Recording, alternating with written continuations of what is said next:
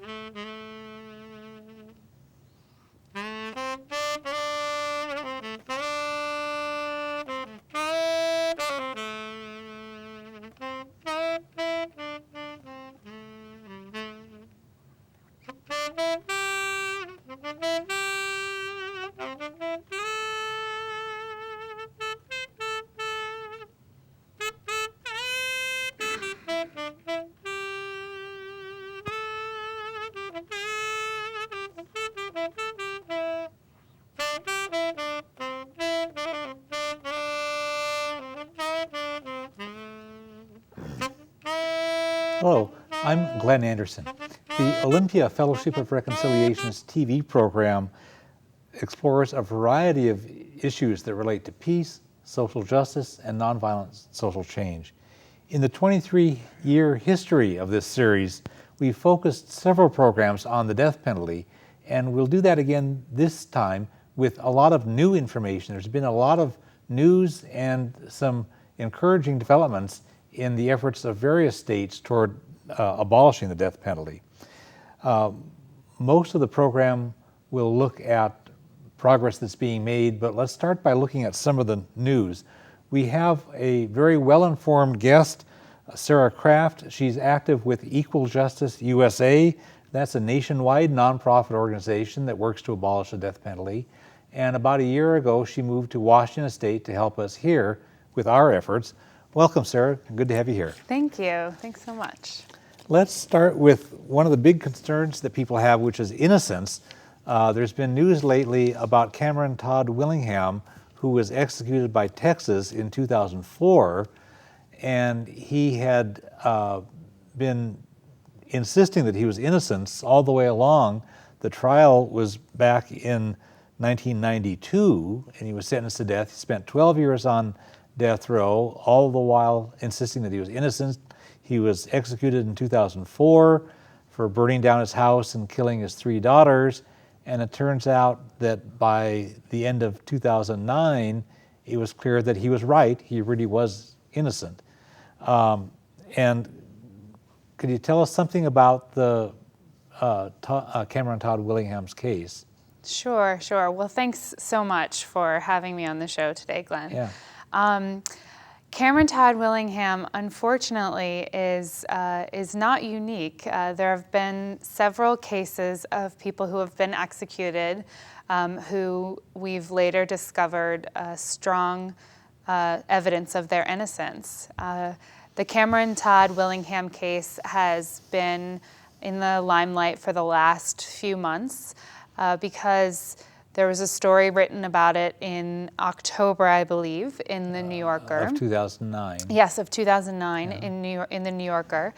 And it explored the latest developments in his case. As you mentioned, he was executed in 2004.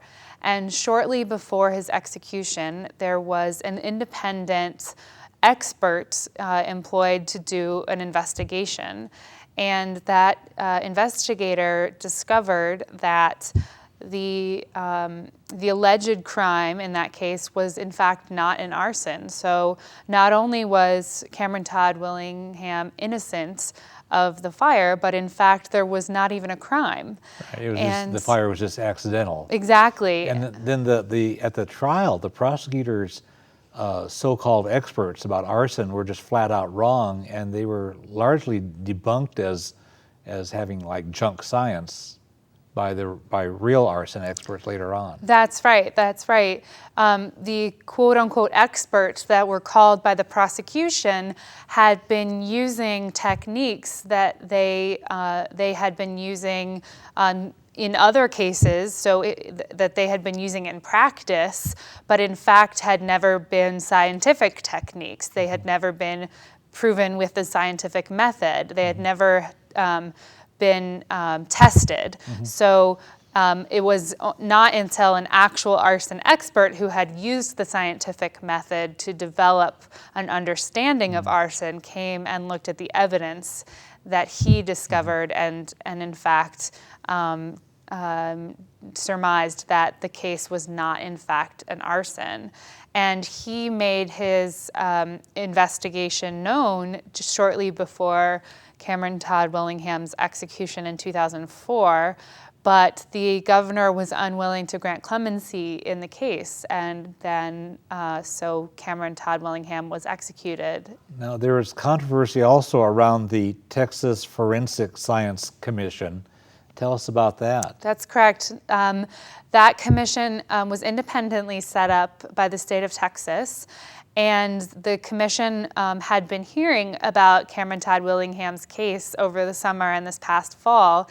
And of course, some new light had been shined on that commission after the New Yorker article had been released in October. And shortly after that article was written, Governor Perry took some members off of that commission, including many who had been very passionate about Cameron Todd Willingham's case. So they've refocused their mission and have not been looking at his case anymore. So it's largely looked like somewhat of a cover-up. Oh, a very heavy cover-up. Absolutely. Because Governor Perry was getting rid of the people from the commission who were, challenging the junk science that caused this innocent guy to be executed, and they're trying to cover up the truth. That's right, and he was the governor when Willingham was executed. Yeah. So he has, he has an interest in covering up the truth, and it's very unfortunate that we can't seek the truth in that case. I mean. Perry denied clemency in that case. He maintained Willingham's guilt, and now 5 years later, he's covering up the investigation to really discover the truth. Yeah, I think it's important to note that the truth came out now in late 2009, and the original trial and sentence were in 1992. So that's a very long time. That's like 17 years when this guy was saying, I'm innocent, I'm innocent, I'm innocent. And it's troubling when people who want to speed up the executions and get rid of appeal rights and stuff, we're going to end up with more people who are innocent being executed, as happened in this case. That's right, that's right. Sometimes it can take 5, 10, even 20 years to discover elements of innocence. In fact, when DNA was first sort of discovered and used, it was used in cases of people who had already been on death row for 10 years, and DNA had just really been discovered and used in cases. So, for instance, a man named Ray Crone was the 100th person to be exonerated from death row. When he was put onto death row, DNA wasn't even a factor, and it was just by sheer luck that the evidence had been saved in his case, and they could go back and test the DNA. Well, there are a number of cases where courts, prosecutors, and others in the system want to suppress DNA evidence and prohibit the testing for fear that they will be exposed as having convicted an innocent person or even executed an innocent person. So I know there are those kinds of cases. Yes. Well, fortunately, there have been new federal laws granting inmates access to DNA testing, but it's financially burdensome on the states, and there are backlogs, and access is not universal. So inmates have a lot of trouble still getting access. And of course, DNA evidence isn't available in most cases. Right. Only 10 to 15% of all felony cases have DNA evidence available. So most cases, in fact, there have been 139 exonerations from death row. That's people who have been taken off of death row after innocence in their cases has been discovered.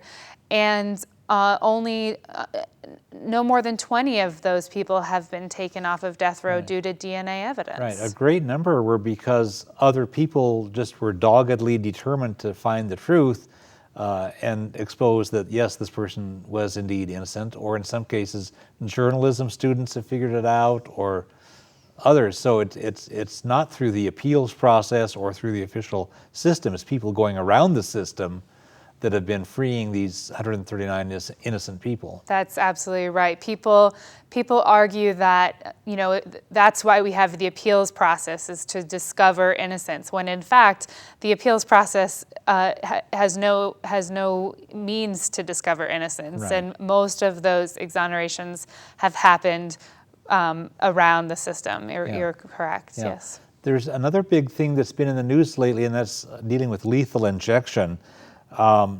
Most states that have the death penalty now use lethal injection, but that's been problematic. Tell us something about that. Sure. There's a couple of things that have been in the news around lethal injection. A couple of years ago, the United States Supreme Court ruled that Kentucky's lethal injection procedure was constitutional. So the procedure that Kentucky was using to put an inmate to death was not cruel and unusual. It did not make a broad statement about other types of procedures, just the procedure in Kentucky. But most states believed that because of that ruling, they were free to use their procedures. But what states are finding is that defendants are still arguing that the procedures in their states are not constitutional. And mostly it's because the corrections officers and the jail personnel in those states have not been properly trained and don't know what to do. Right. If we can't trust our government, if we can't trust government officials to even fill potholes, can we really trust them to be trained well enough to put someone to death? And there have been a lot of cases of botched executions where they couldn't find the veins and they caused just all kinds of problems. Medical professionals are prohibited by their professional ethics from participating in executions. Doctors and nurses and so forth are not allowed to participate, and so it's prison guards doing it, and they just don't know what they're doing, and they've botched so many of them. That's correct. And the real issue is that the procedures that states write up, they write them in secret, and they write them without any accountability to the people of the state, the citizens of the state. So they're executing in the name of those people, but there's no accountability, and there's no way for us to be sure that those corrections officers are getting the proper training and are getting what they need to participate in executions. An example of that secrecy is that the execution team in Washington State resigned a while back because they were afraid that their names would be made public. That's right. And so there's that lack of accountability. It's interesting that the lethal injection is just the latest of a number of different methods of execution that in each case gets found to be barbaric, and then they come up with something that seems to be new and more modern and more humane. Hanging is problematic in a number of ways. The electric chair often fries people and causes them to catch fire in some cases, and it's terrible. So people have gone against that. The gas chamber, the asphyxiation is a form of torture, so they've gone away from that. Now lethal injection, and that's problematic. It's like there's always some new modern thing, and it turns out not to work. And the trouble is, it's just not workable. There's not a humane way to be killing people. Right. Well, the fact is that the United States Supreme Court has never ruled that any method of execution is cruel or unusual. None of the methods that you mentioned have actually been ruled unconstitutional based on the United States Constitution. They have based on state constitutions. But the fact, like you said, is states have just found those methods completely unworkable. They haven't been able to implement, they haven't been able to find prison guards who are willing to participate in executions because of the trauma that it causes them. Yeah, a lot of prison guards end up with PTSD as a result of right. having participated in these executions. Some in Texas, for example, who participated in a lot of them have flashbacks and nightmares, and they just become psychiatrically disabled because they've been killing other people. Yeah, I spent a lot of time with a former warden named Ron McAndrew, who was a warden at the Stark prison in Florida for several years. He presided over several lethal injections there, several executions there, and then... Yeah, they had the electric chair in Florida for many years. That's right, and he still talks about the nightmares that he has, the way that his guards turned to drinking and drugs, and the real trauma that it put him through and his family through in the years that he was there, and even now. There's another thing that's been in the news lately, and that's cost. I mean, every level of government is going through this horrible financial crisis, and states are looking at all kinds of cost areas, including the death penalty, which is just fantastically expensive. That's right. Can you tell us something about the cost aspect? Sure. In this fiscal climate, when I believe there are only 2 states in the union that actually have a fiscal surplus, states are really reevaluating the impact of the death penalty. Every study that's been done on the cost of the death penalty has shown that it costs more to have a death penalty law than it does to just have life without parole.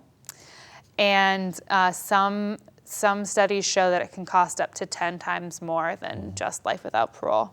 That means that if a prosecutor seeks the death penalty, then he is spending up to 10 times more than if he were to just seek life without parole.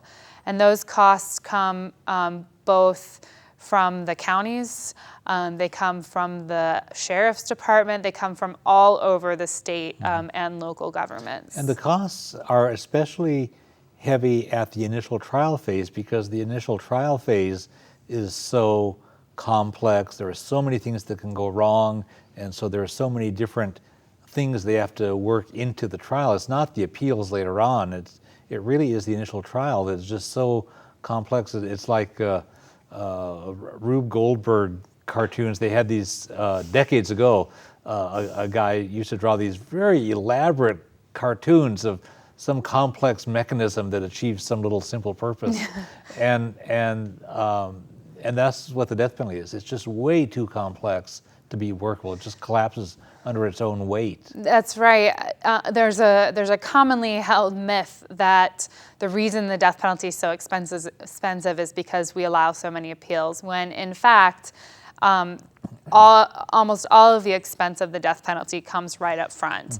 Those initial trials that happen right at the front end. The first trial, which is to discover guilt or innocence, and the second phase of that trial, which is to discover whether the person is eligible for the death penalty. And I've heard it argued many times that we would have that same trial if it were a life without parole case, but it's just not true. The Supreme Court has ruled time and time again that death is different, and that anytime the death penalty is involved, there has to be added scrutiny. So that means more experts, more witnesses, more lawyers, more security, more juries, more jurors need to be called. There's just more hours put, and it's just more time and more money.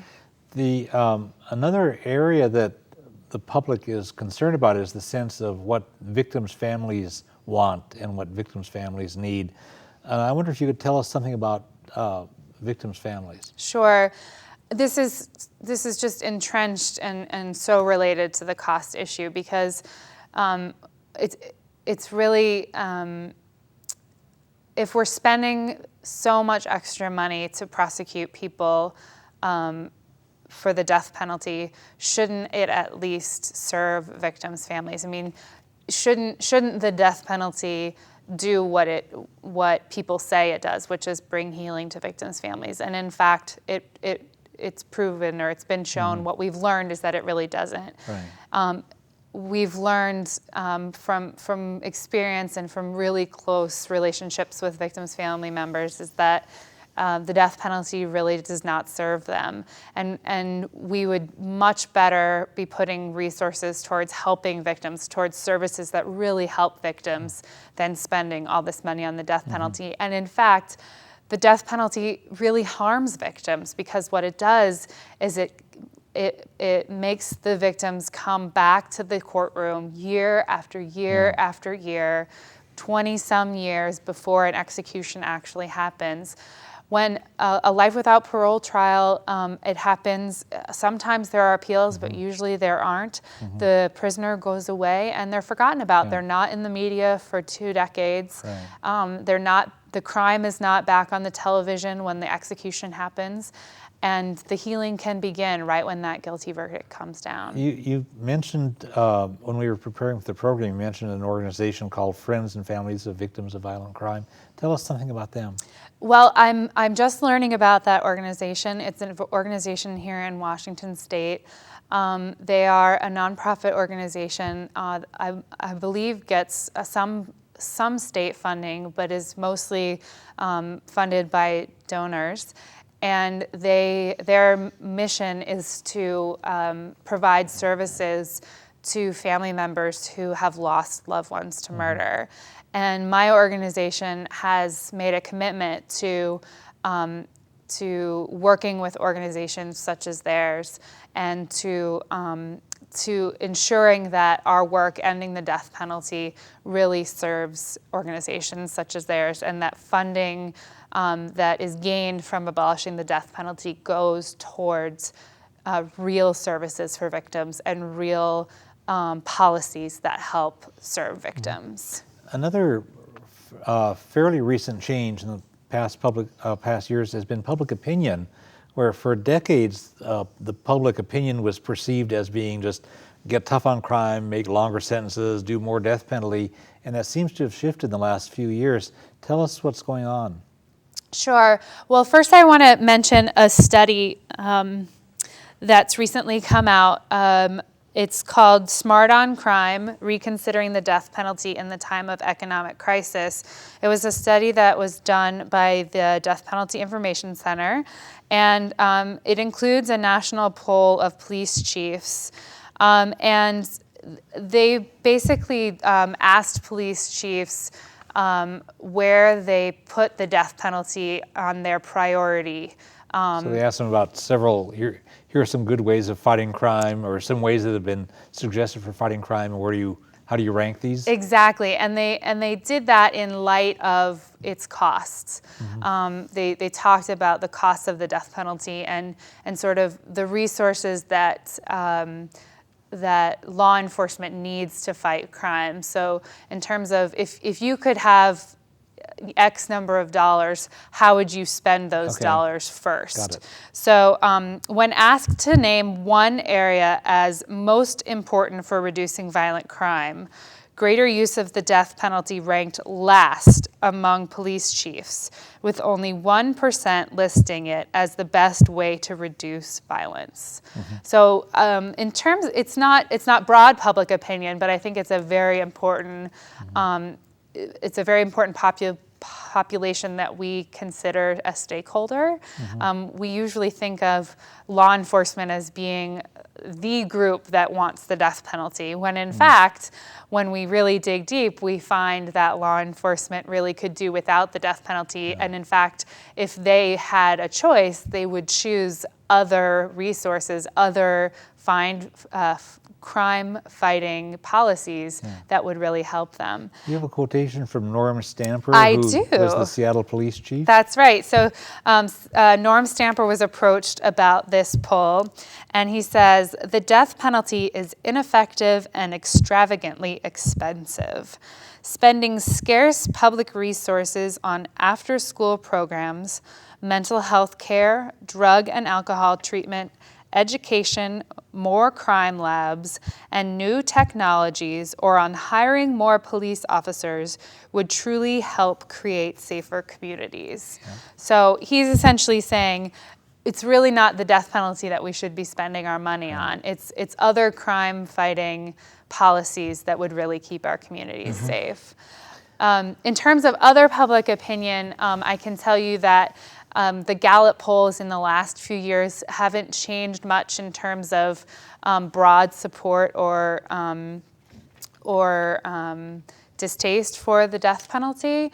But when asked about alternatives, for the first time in ever, a plurality of people are shown to support alternatives to the death penalty, like lifetime incarceration. Yeah.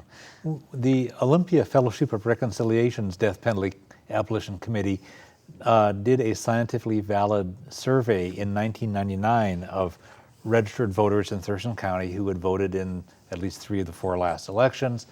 And we asked people about, like most public opinion polls, do you support or oppose the death penalty? And we got like what the typical results were, 72 or 73% said, yeah, I support the death penalty. But like some other polls who have asked about alternatives, we asked about alternatives, like what about life without parole and working in prison to earn money for restitution to help the victims' families, and support for the death penalty just plummeted to about half. And this is in 1999, and this was still when the public perception was that, oh, everybody wants the death penalty, but when you offer a viable alternative, they don't.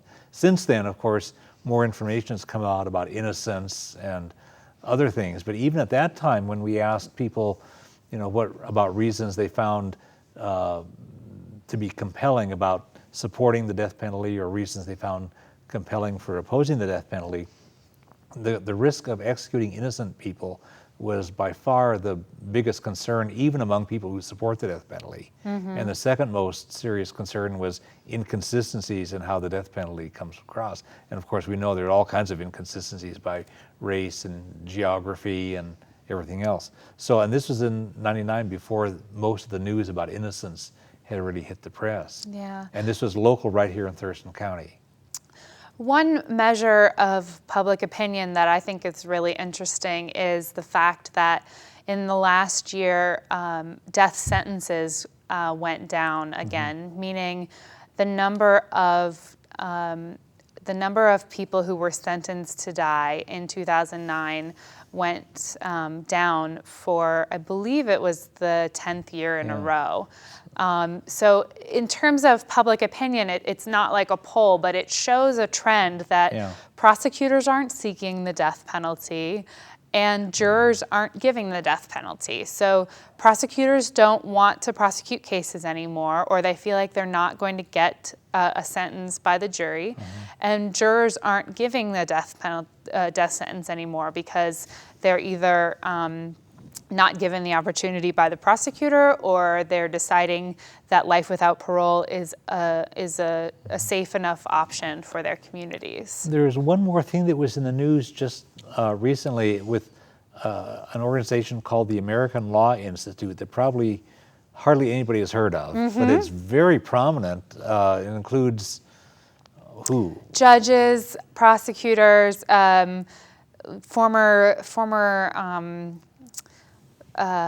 U.S. attorneys and U.S. Supreme Court justices. So it's a heavy duty thing. That's right, law professors. And they were, for quite a number of years, they were working to make the death penalty workable. They had come up with the sort of proposal in the mid-'70s that got the Supreme Court to allow the death penalty to resume after a couple of years of no death penalty. That's because right. It was fatally flawed, and they came up with this formula to make it workable.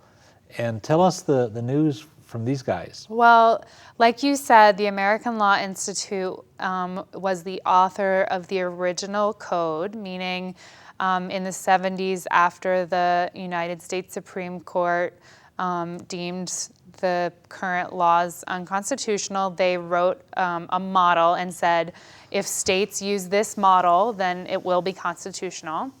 And they've sort of tweaked that model over the years. And in this last year, as they were tweaking their model, they basically threw up their hands and they said, we can't tweak tweak it anymore. It's just not possible to make this unarbitrary and to make it fair and to make it work. So the American Law Institute has abandoned its model penal code for the death penalty. So the basic sense of this is that when the Supreme Court threw out the death penalty in '72, they said it's just too screwy. It's just all inconsistent. It's done differently in different places. There's no real standards. How do you make sense of this? And as a result, you end up with all this racial bias and other bias, and it's just too screwy a system. You've got to have some standards, some stuff. So these folks, the American Law Institute, they came along and they said, okay, we'll have guided discretion. We have some standards. We have this and that. Right. But there still is the case-by-case need for justice in individual cases. And those two things are actually working at cross purposes, and there's no way to harmonize that. Is my understanding of what their decision was. Right. They're essentially saying we can't figure out a way to write it so it's not arbitrary anymore. So it's inherently arbitrary. Arbitrary. And in fact, what we've seen after that, after it came back in the mid-'70s, was it still is full of racial bias. Yeah. It's still full of geographic bias. It's still full of bias against poor people. It's still biased against people who have disabilities and so forth. So it's no better than before, than when it was thrown out before for being biased and arbitrary. That's right. That's right. Yeah. So it's fatally flawed, and the American Law Institute finally figured that out. And they said, okay, we give up. That's right. Let's talk about what's been going on in other states, because you've laid out a bunch of things that have shifted in recent years. Right. And we're starting to see results at the state level. What was happening in New York State? Well, in 2004, the New York State Court of Appeals, which is the highest court in New York, the Supreme Court of New York, ruled that its death penalty was unconstitutional. And it was basically a very technical piece of the state law that was deemed unconstitutional. And the state legislature there was poised to just fix that little piece and to say, let's bring back the death penalty. And this huge groundswell of support came and said, you know what, let's not bring back the death penalty. And the legislature sort of took its time and said, well, let's listen to this groundswell. Let's hold some hearings. Let's figure out if we really want to bring back the death penalty.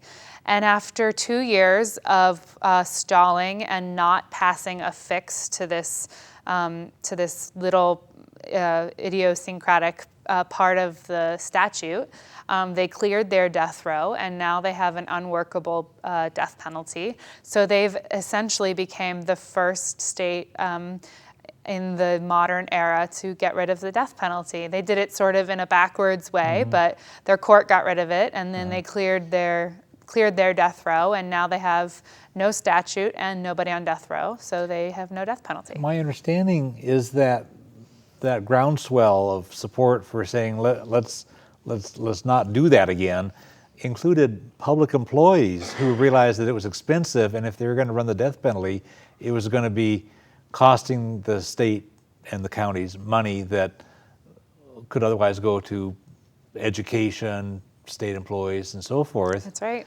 And there was other constituencies. Yeah, there was the hearings that took place in New York were unprecedented. They started out with 3 hearing days, and then it got expanded to 5, and then they needed a 6th hearing day. And these were day-long hearings, 9 to 5, and then extended to 6 p.m.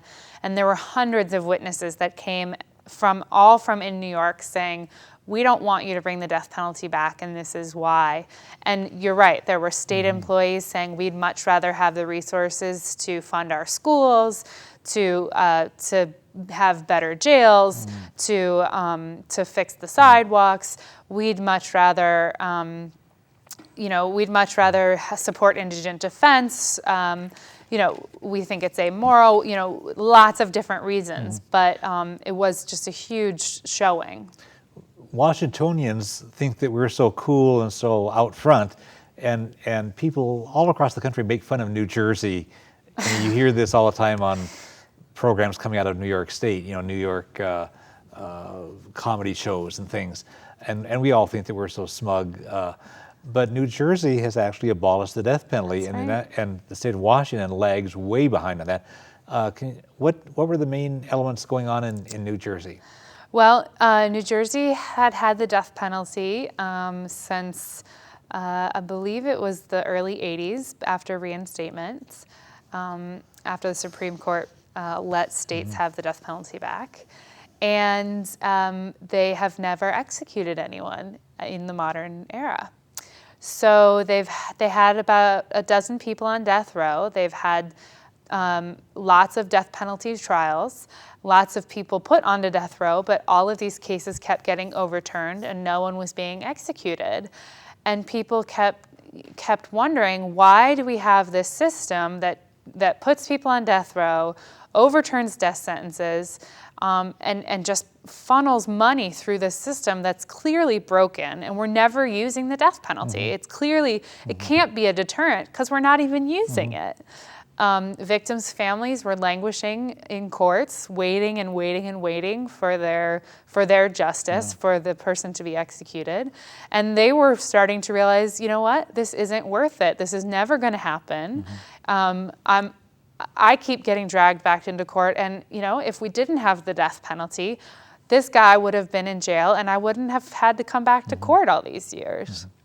So in 2006, a moratorium was put into place and a study commission was started. And for a year, the Death Penalty Study Commission in New Jersey heard testimony.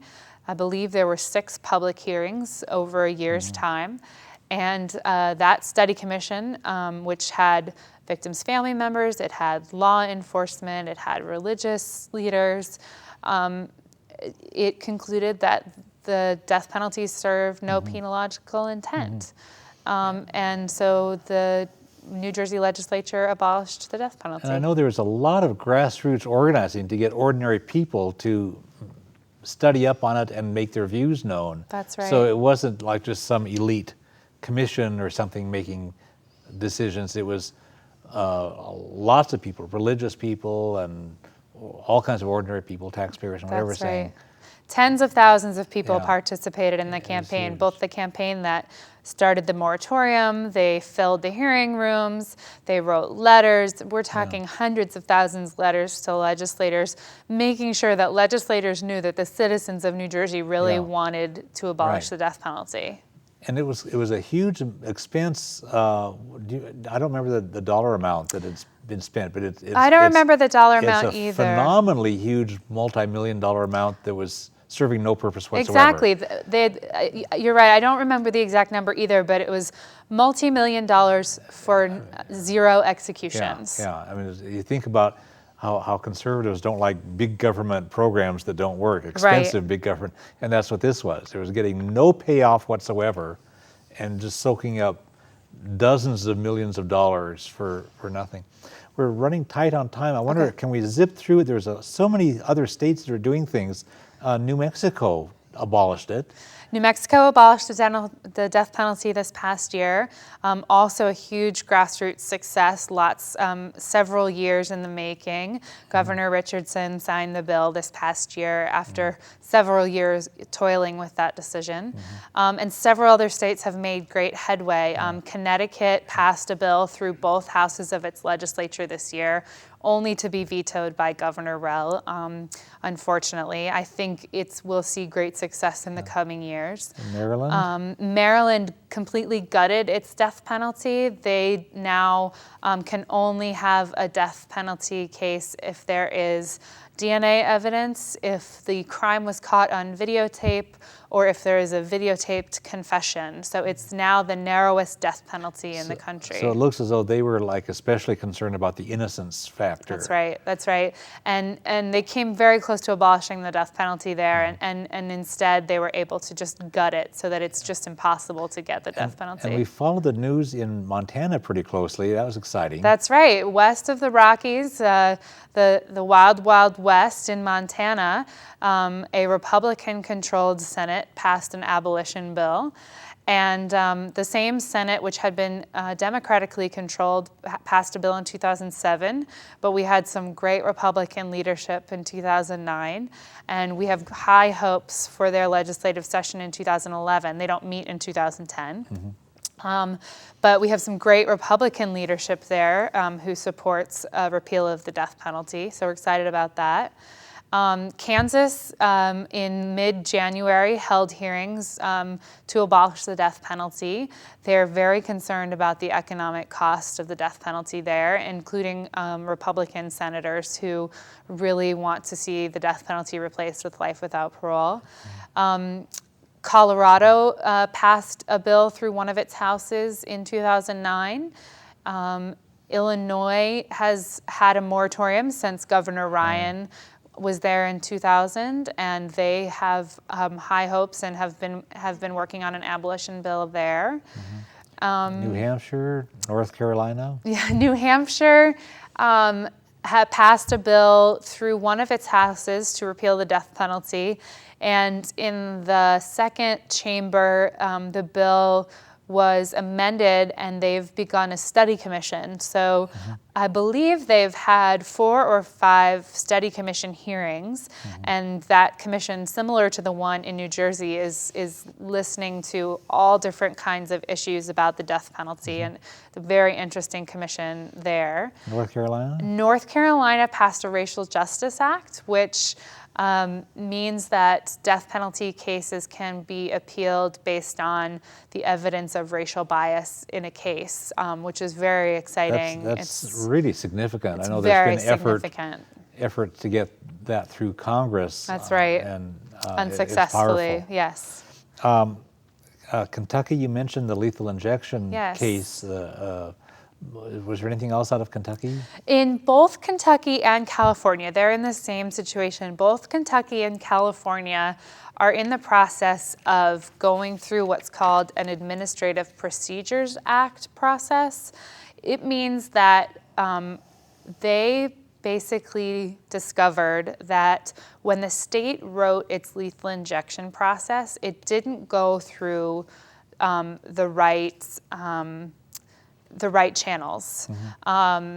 According to law, the state has to write the procedures, then make those procedures available for public comment, then hold hearings. Well, that's pretty standard stuff for exactly. state regulations. Procedure. They do that, that's routine. Exactly, but that's not true in some states for lethal injection processes, but in California and Kentucky it is. And basically those states are now forced to rewrite their lethal injection procedures, and that is taking some time. So both of those states are in that process. In January of 2010, you spent some time in Louisville, Kentucky. That's right. Which happens to have a wonderful Fellowship of Reconciliation chapter, very active on doing all kinds of good stuff. But you were there for the National Coalition to Abolish the Death Penalty conference. Tell us the sense of what you got about the abolition movement nationwide. And we want to keep it kind of tight because we're moving towards time, yes. Yeah. Well, the National Coalition to Abolish the Death Penalty conference is one of my favorite times of the year. This year we had almost 400 people come together that are part of the movement to end the death penalty. And the great excitement about this year's conference was that it really showed how diverse our movement has become.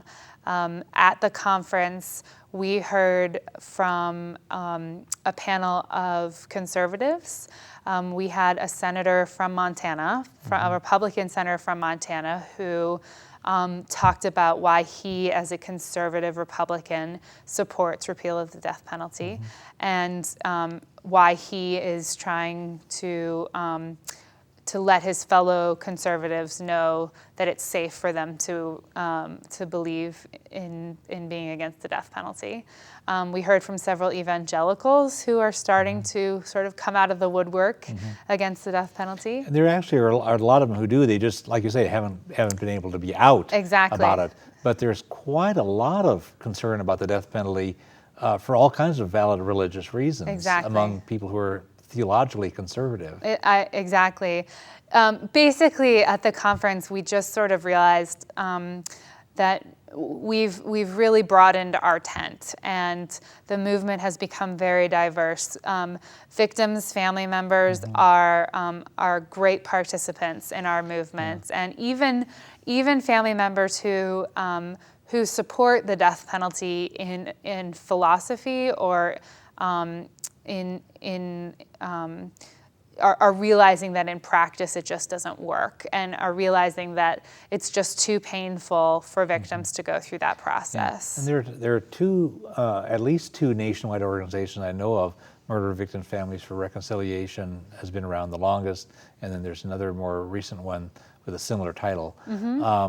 And they're just absolutely working to get rid of the death penalty and say this doesn't help us at all. That's right. We need to get rid of this. That's right. Yes, those two organizations have been tireless, and as we mentioned before in the program, we've really been trying to work with the state level service provider organizations and help them not necessarily be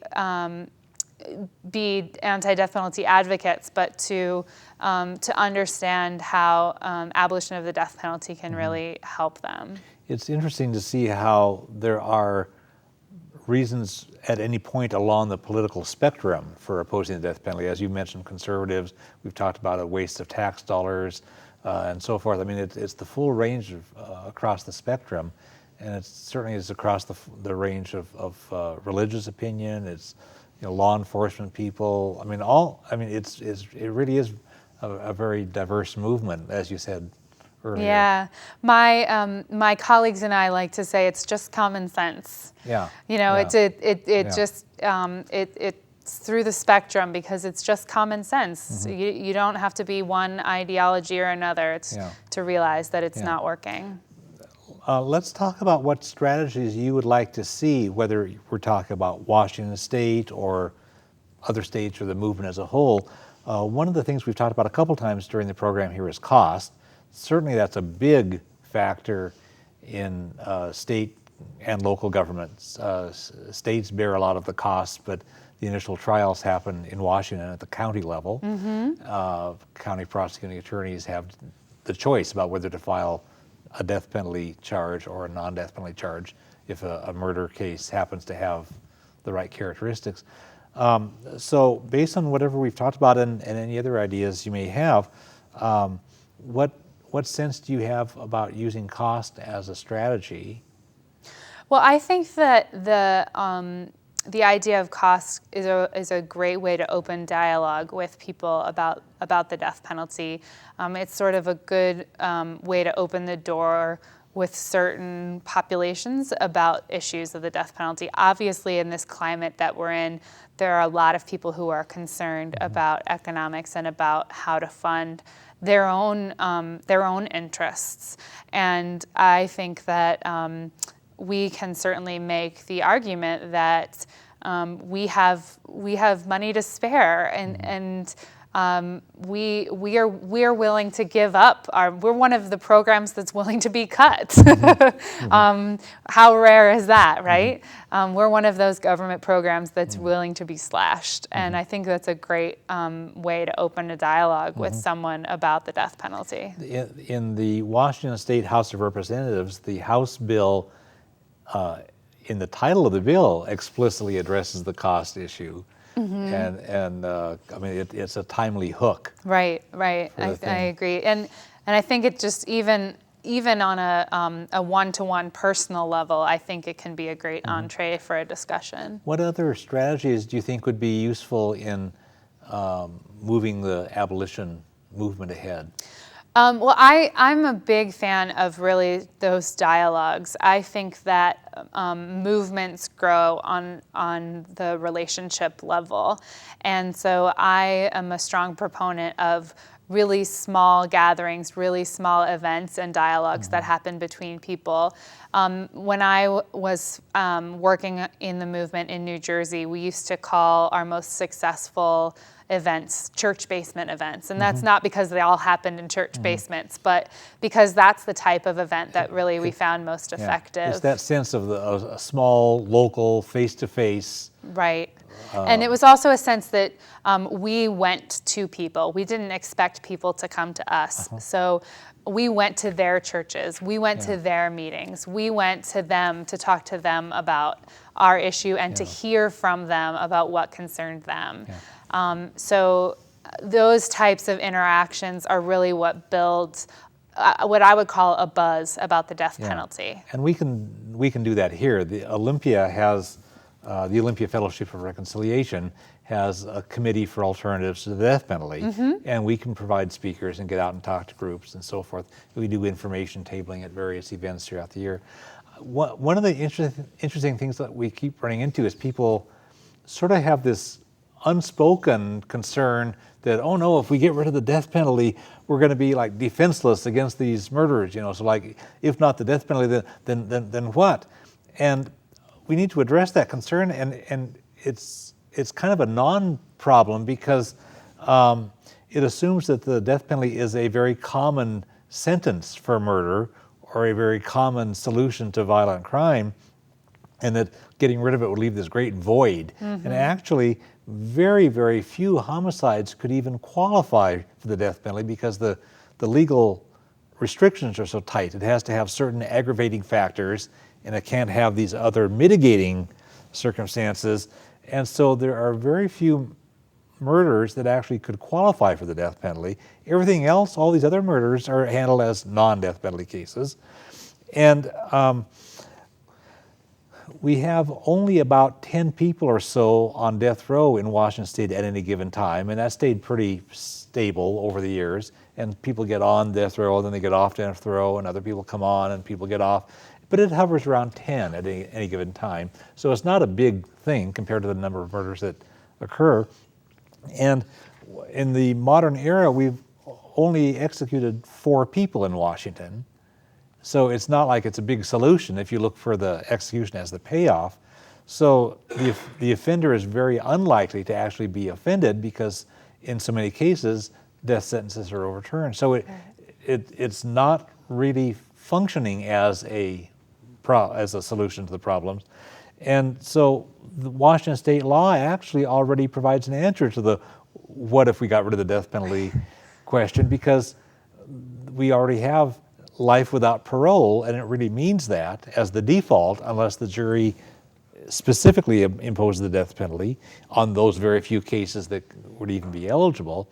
And in fact, 15 states in this country and lots of other countries are already living in the what about not having the death penalty era because they don't have the death penalty in those 15 states or these many other countries. So and most of them have fewer problems with violence. Yeah. I mean, yeah. So it's really not people have that concern, but it's not a problem. Right. And it may be that the death penalty in having government-sponsored killing is actually sending a message that says it's okay to kill people because that's the example that we set as the government, let alone our foreign policy that sees killing as the answer. So how would you like to build the movement for abolishing the death penalty? Do you have other ideas, outreach methods? You mentioned like the church basement kinds of things. Do you have other? Well, I think also, aside from those church basement, I think it's important to build specific relationships. As I've mentioned, I think it's really important that our work is dedicated to providing services to victims' families. I think inherent in our work is my desire for victims to really be served by the criminal justice system. In fact, it's sort of telling that it's called the criminal justice system. It doesn't mention anything about victims. Yeah. The focus is all there. Exactly. And so my sort of passion in this work is towards ensuring that victims are really served in this work. And similarly, I mentioned my relationship with Ron McAndrew. I truly believe that members of law enforcement, particularly prosecutors and corrections officers, are better served by not having a death penalty because of the trauma that they're put through in these types of cases. And it's not just death penalty cases. I will admit, it's any case in which they have to deal with such a gruesome crime, it's just horrible.